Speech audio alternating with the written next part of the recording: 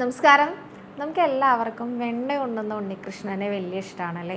ശ്രീലകത്താണെങ്കിൽ ഇടയ്ക്കിടയ്ക്ക് വെണ്ണക്കണ്ണൻ്റെ അലങ്കാരം വരാറുണ്ട് കേട്ടോ. അപ്പോൾ കുറേ പേര് എൻ്റെ അടുത്ത് ചോദിച്ചിരുന്നു, ഈ വെണ്ണക്കണ്ണനെ സ്തുതിക്കുന്ന എന്തെങ്കിലും പ്രത്യേകം ശ്ലോകങ്ങൾ അറിയുമെങ്കിൽ ഒന്ന് ഷെയർ ചെയ്യുമോ എന്നൊക്കെ ചോദിച്ചിരുന്നു കേട്ടോ. അങ്ങനെ ഒരു ശ്ലോകമൊക്കെ ഉണ്ട്. ആ ശ്ലോകം ചൊല്ലുന്നതിന് മുൻപായിട്ട് ഞാനൊരു കഥ പറയാം കേട്ടോ.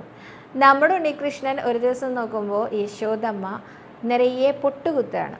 ഇന്നും വൃന്ദാവനത്തിൽ ചെന്ന് കഴിഞ്ഞാൽ നമുക്കിങ്ങനെ നിറയെ പൊട്ട് വെച്ച് തരും. അതായത് ഇവിടം തുടങ്ങി ഇവിടം വരെ, അതായത് പുരികത്തിന് മുകളിലൂടെയൊക്കെ ഇങ്ങനെ ചുവപ്പും വെള്ളയും ഒക്കെ കലർന്ന രീതിയിൽ പൊട്ട് കുത്താറുണ്ട്.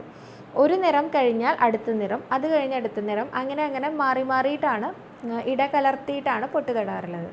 ഇത് നമ്മുടെ ഉണ്ണികൃഷ്ണനെ വലിയ ഇഷ്ടമായി കേട്ടോ. ഉണ്ണികൃഷ്ണൻ ഇങ്ങനെ വെണ്ണ കഴിച്ചുകൊണ്ടിരിക്കുകയായിരുന്നു. ഈ സമയത്താണ് ഇത് കണ്ടത്. മുറ്റത്തേക്ക് നോക്കുമ്പോൾ ഒരു പശുക്കിടാവ്, ആ പശുക്കിടാവ് കുറച്ച് ചാണകവും അവിടെ ഇട്ടുണ്ട്.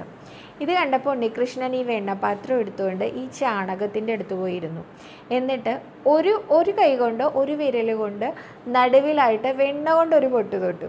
അതിനുശേഷം അതിൻ്റെ തൊട്ടടുത്തായിട്ട് ചാണകം കൊണ്ടൊരു പൊട്ട് തൊട്ടു. പിന്നെ വീണ്ടും ഒരു വെണ്ണപ്പൊട്ട്, പിന്നെ വീണ്ടും ഒരു ചാണകപ്പൊട്ട്. ഇങ്ങനെ ഇടകലർത്തിക്കൊണ്ട് പൊട്ട് തൊടാൻ ഭയങ്കരമായിട്ട് ആഗ്രഹിച്ച് കണ്ണൻ അതുപോലെ ചെയ്തു അത്രേ.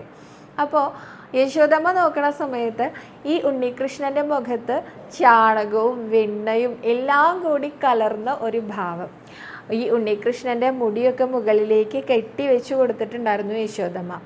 ഇടയ്ക്ക് ഈ മുടിയിലെ ചിലതൊക്കെ ഇങ്ങനെ അഴിഞ്ഞ് ആ നെറ്റിയിലേക്ക് വീണപ്പോൾ ഉണ്ണികൃഷ്ണൻ കൈകൊണ്ട് അതൊക്കെ ഇങ്ങനെ മാറ്റിയിട്ടുണ്ട്. അപ്പം നോക്കുമ്പോഴും വെണ്ണയും ചാണകവും ഒക്കെ നെറ്റിയിലും മുടിയിലും മുഖത്തും നിറയെ ആയിട്ടുള്ള ഉണ്ണികൃഷ്ണൻ. ഇങ്ങനെയുള്ള ഉണ്ണികൃഷ്ണനെ സ്തുതിക്കാൻ ഒരു ശ്ലോകം ഉണ്ട് കേട്ടോ. നവനീതചോരം നമാമി ഗോപാലം, നവനീതചോരം ഭജേ ബാലകൃഷ്ണം, നവനീതഹാരം മുഖേ മന്ദഹാസം, നവനീതകൃഷ്ണം ഭജേ ഗോപാലം.